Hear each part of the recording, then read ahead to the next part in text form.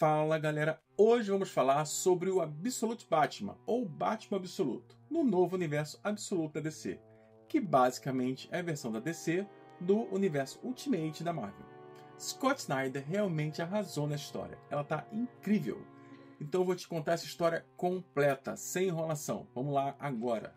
A história começa em Gotham City, onde seguimos o Homem de Moto com um monólogo impressionante. Ele diz: "Olá de novo, Gotham. Faz muito tempo. Quem é você hoje em dia? No que você se transformou enquanto eu estava fora? Está mais bonita, admito, mais alta e mais brilhante. Já é minha terceira volta e ainda não consigo encontrar onde está seu coração. Você costumava ter um centro quente e pulsante, mas algo oco surgiu em você. Mal consigo te reconhecer agora. Não tenho certeza se gosta dessa nova Gotham, mas tudo bem. Acho que você também não vai gostar muito de mim. Meu nome é Alfred Pennyworth e estou aqui para fazer coisas ruins. Isso é muito legal. Essa é uma história de Batman, mas Alfred Pennyworth está incrível nela. Acho que ele nunca esteve tão bom nos quadrinhos de DC quanto está aqui. A história é sólida. O que ele faz é basicamente voltar para sua casa, que não é bem um apartamento, porque ele não faz parte da família Wayne. Pelo menos, ele não é o mordomo gentil a que estamos acostumados. Scott Snyder aproveita bastante o histórico militar de Alfred, o que significa que nos quadrinhos da DC, Alfred tem uma história geralmente associada ao serviço militar. Às vezes ele foi soldado, outras vezes médico, dependendo da era dos quadrinhos de que estamos falando. Nesse caso, ele não deixou esse passado para trás, e de fato é mais um mercenário do que qualquer outra coisa. Claro, ele ainda está afastado de sua filha Julia, assim como em muitas outras histórias que existem por aí. A diferença aqui é que, ao contrário de Batman Eternal, no universo principal da DC, onde ela finalmente se reconciliava com Alfred, aqui isso não acontece. Julia basicamente diz para ele: "Nunca mais me contate." Ele se conecta a uma rede segura para se comunicar com seu contato, aqueles que o pagam para realizar suas missões. Ele pergunta qual é a tarefa, e eles dizem: "Nos últimos 3 meses, uma gangue conhecida como Party Animals tem semeado caos, massacrando cidadãos aleatoriamente e aumentando a taxa de homicídios em 700%, quase sozinhos. Ontem incendiaram uma creche e dançaram do lado de fora, enquanto 32 pessoas morreram." Alfred, surpreso, responde: "Eu li o relatório, mas por que me tiraram de Singapura? Eu estava tão perto do alvo e estive perseguindo ele por 5 anos." Eles ainda fornecem outra informação a Alfred, dizendo: "Pode haver outro jogador na cidade. Só pegamos vislumbres, mas ele parece estar observando a gangue também." Com base na pequena imagem que mostram, fica claro que é o Batman. Deixe-me dizer a vocês, o Batman Absoluto é sensacional. O jeito como Bruce Wayne é retratado nessa história é fenomenal, cara. Eles enviam coordenadas para Alfred fazer 2 coisas: monitorar a gangue Party Animals e manter os olhos em Batman. É então que mudamos para Bruce Wayne. Esta é outra grande diferença entre o universo principal DC e este novo universo absoluto. A história se passa na academia do Crocodilo, onde Bruce Wayne começa a treinar com um saco de pancadas. E temos um pequeno retorno à sua infância, enquanto ele passa um tempo com seu pai, Thomas Wayne. Nesse flashback, Thomas ensina uma lição a Bruce, e ao final pergunta: "O que aprendemos?" Bruce responde de maneira brincalhona, notando como o leão vive 20 horas por dia sem preocupações, alimentado com o melhor e sem medo. Essa cena ilustra a visão de Bruce sobre a vida e seu pai. Curiosamente, ele chama o pai de Sr. Wayne, algo que tem um motivo especial, revelado mais tarde na história. A narrativa avança com Thomas perguntando a Bruce se ele está animado para o filme naquela noite, ao que Bruce responde que está mais ansioso para tirar no cochilo. Assim, a cena termina com uma sensação de normalidade, familiar e sutil. Aqui, Thomas Wayne não é o magnata industrial super rico do universo principal. Ele é um professor de escola primária.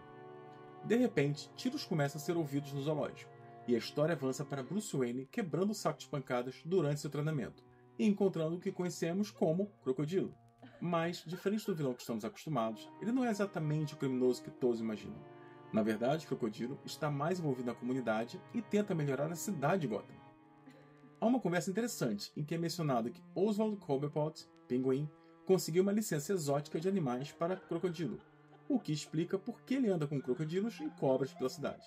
Outros detalhes revelam que Selina Kyle, Crocodilo e Oswald Cobblepot, e até possivelmente o Charada, compartilham uma amizade de infância. Não é como se eles se conhecessem ao longo da vida à medida que Batman se tornava o herói e eles os vilões. Muito legal que eles compartilham um passado. Depois disso, a cena muda para um iate gigantesco no meio da água, onde basicamente ocorre uma reunião entre as famílias criminosas Falcone e o líder da gangue dos Party Animals. O que é interessante aqui é que o líder dessa gangue é completamente insano. Esse cara é realmente sombrio, porque, claro, as famílias Falcone e as outras famílias criminosas dominaram Gotham por anos. Então, uma terceira parte surge do nada, balançando o barco, por assim dizer, o que cria muitos inimigos. As famílias então dizem a ele: vá embora, ou vamos matar todos em sua gangue. É isso que vai acontecer. Mas o que acontece é que esse sujeito diz a eles que é um grande fã de algo que ele chama de Máscaras da Morte. Ele diz: amigos, temo que vocês me interpretaram mal. A história é o que me interessa. E é isso que estamos celebrando aqui. E quando mais máscaras são mostradas às famílias Falcone, ele diz: não são apenas máscaras quaisquer, são máscaras da morte. Eu as coleciono. Uma delas, ele afirma, é supostamente Sócrates, e outra é de Martin Luther, conhecido historicamente pela Reforma Protestante. Então, o líder da família criminosa descobre que quem está por trás de tudo não é quem eles pensavam, mas sim o irmão de Saul, que até onde se sabe não existe nenhum quadrinho da DC fora dessa história. Uma dessas máscaras é na verdade a cabeça de Saul, que é exibida pelo líder dos Party Animals, junto com o primo do Sr. Falcone, e ele diz: e todos os outros. Essencialmente, esse sujeito chegou à cidade antes que as famílias Falcone ou outras pudessem entender o que estava acontecendo, e começou a matar todos os outros líderes das famílias criminosas em Gotham. Quando esses caras chegam para dizer que ele precisa parar com suas atividades criminosas, já é tarde demais. Os demônios já estão à porta, e não há como impedir o que está acontecendo. Esses caras são imediatamente mortos no local, e suas cabeças serão montadas como troféus, assim como todas as outras. Te falei que essa história é incrível? Logo em seguida, voltamos a Bruce Wayne, que finalmente assume o manto de Batman. Durante uma conversa com o Crocodilo, ficamos sabendo que o prefeito, Jim Gordon, convocou uma reunião na prefeitura para abordar as preocupações dos cidadãos sobre a nova onda de violência causada pela gangue. Isso está no papel do Crocodilo, como um aliado comunitário, reforçando a ideia de que nem todos os personagens conhecidos são como esperávamos. Durante uma reunião na prefeitura, um dos cidadãos conta uma história e diz: eu administro a alfaiataria Finger, na 27th Street, todos os dias da semana. Por 71 anos caminhei até minha loja, exceto no dia em que meu filho nasceu e no dia em que minha esposa morreu. 18.032 vezes caminhei até lá, mas agora não ando mais.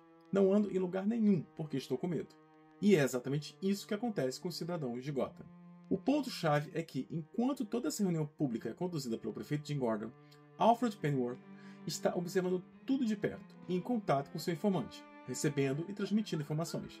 A gangue dos Party Animals está cercando a prefeitura e há dezenas deles.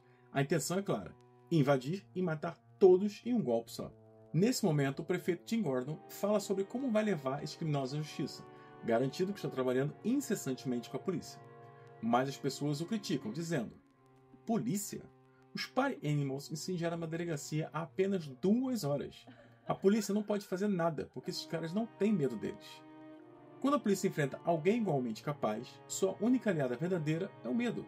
O medo ou o respeito pela autoridade. Quando alguém tem os meios para desafiar os policiais e não tem medo, a polícia perde totalmente sua função na sociedade. Por isso, muitas pessoas estão apavoradas.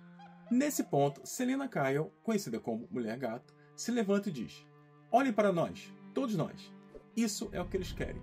Todos nós lutando, com medo, culpando uns aos outros. Mas Jim Gordon serviu essa cidade com honra por muito tempo. Eu trabalho com ele e confio nele.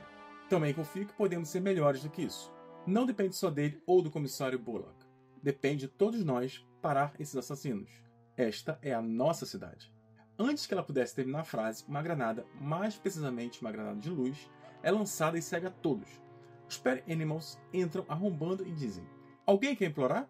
Alguém quer falar sobre ter uma família, ou filhos para cuidar, ou uma avó doente? Porque nós adoramos esse tipo de coisa, nós realmente adoramos. Eles atiram em Jim Gordon, não o matam, mas o ferem. E também fica claro que sua filha Barbara Gordon está presente e atua basicamente como uma policial novata. No entanto, de repente, os membros da gangue são arrastados para fora da sala. A porta se fecha e Batman aparece do lado de fora, dizendo a Barbara para não abrir a porta, não importa o que ouça. O caos irrompe, e o som da luta intensa é ouvido enquanto Batman enfrenta os invasores com brutalidade.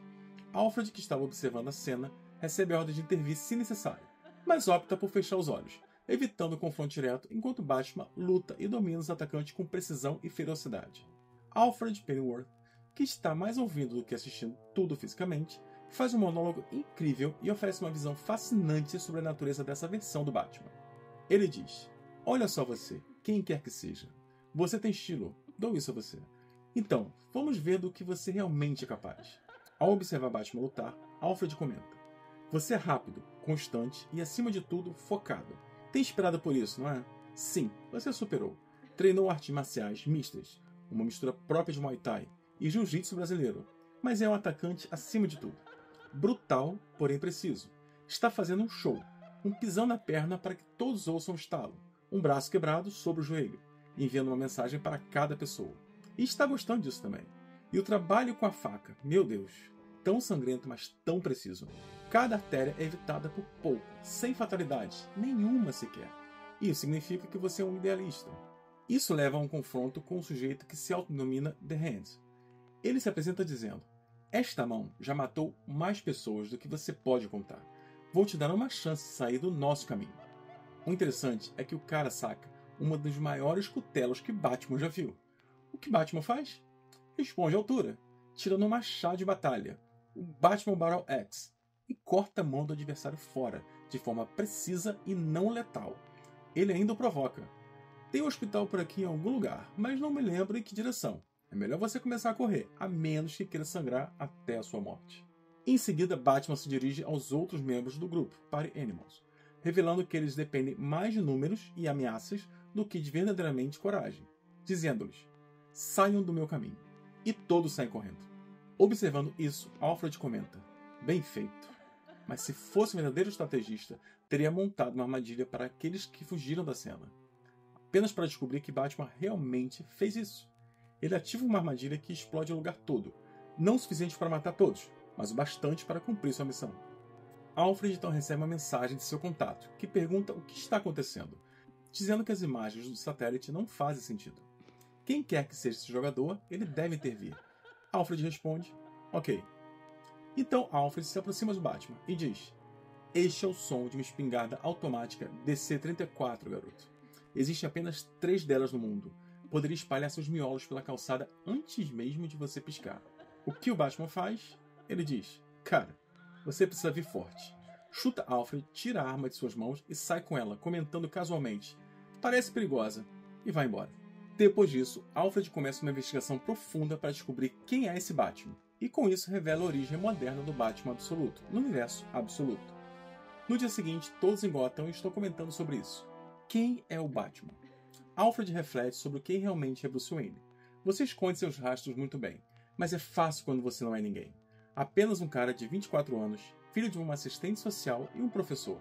Você cresceu em Crime Island, com amigos de baixo nível e um círculo restrito. Inteligente, se destacou na escola, seus pais o fizeram passar por testes e você obteve pontuação quase de gênio.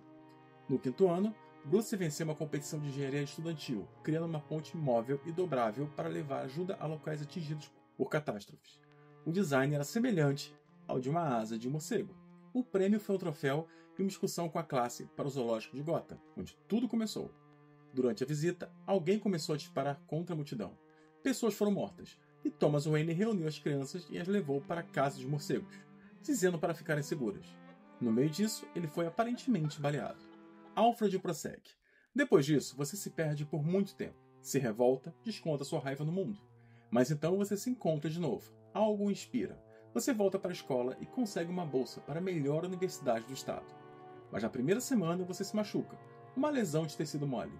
Vi os raios-x e já comandei homens que fingem ferimentos para escapar do dever. Suspeito que foi exatamente o que você fez. Mas por quê? Você era bom o suficiente para ser uma estrela, até mesmo ir para o profissional. Mas estava guardando seu corpo para a noite passada. Para tudo isso. Bruce estudou mecânica aplicada, química, psicologia criminal, teoria militar, história sociocultural, tudo para se preparar para o momento em que voltasse para Gotham. Então ele fez isso, trabalhando na rede elétrica, depois no departamento de águas e por fim como estagiário na prefeitura, aprendendo sobre políticas públicas. Ele conhecia Gotham como um corpo, como um cérebro, cada parte dela. Finalmente ele completou o círculo, sempre engenheiro, criando e construindo. Até mesmo reparou os estragos que causou, consertando as escadas que explodiu na noite anterior. Alfred observa: "Você construiu algo aqui, Bruce. Agora eu vejo isso e é realmente impressionante." Isso é incrível, porque afasta Batman daquele estereótipo de personagem que apenas conhece a cidade como a palma da mão por estar lá há muito tempo. Em vez disso, oferece uma explicação mais prática para seu conhecimento profundo sobre Gotham. É por isso que o Universo Absoluto é a versão da DC do Universo Ultimate da Marvel. O Universo Ultimate foi meio que a resposta para a pergunta: e se os super-heróis fossem mais realistas e existissem nos dias de hoje? Como seria? E é isso que o Universo Absoluto representa, certo? Então Alfred diz: já derrubei homens como você antes, em cidades, selvas e desertos pelo mundo todo, porque vocês são cruzados, e cruzados sempre têm uma fraqueza, porque sempre tem algo que importa para eles.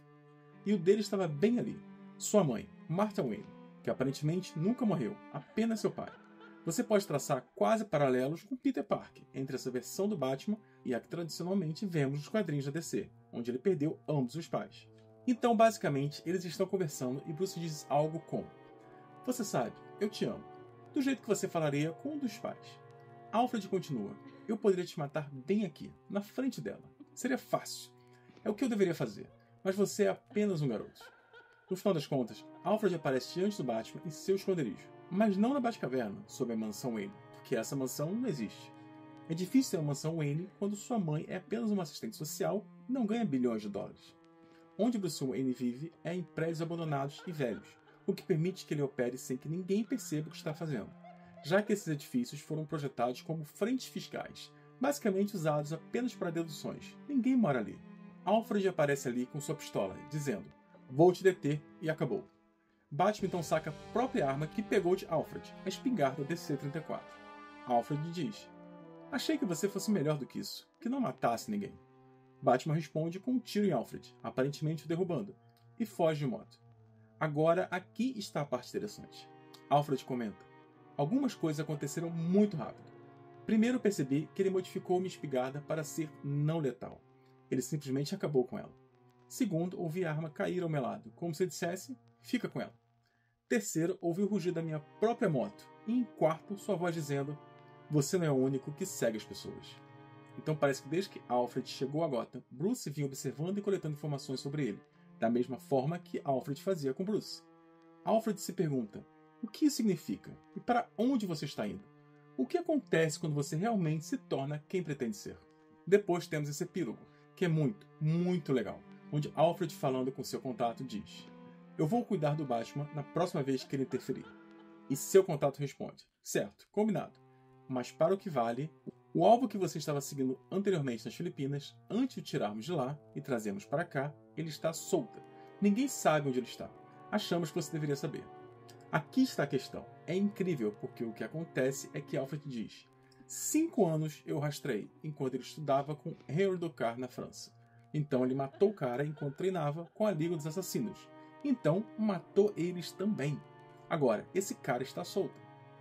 Então você passa para Manila, e basicamente tem esses 2 pilotos, certo? Um deles diz, ou realmente pergunta: para ser honesto, não há nada mais que o chamemos além de senhor? Tipo, não tem um nome ou algo assim? E o outro piloto diz: não, tipo, todos os nomes são falsos, de qualquer forma. Jack, Arthur, nem eu sei o nome verdadeiro dele.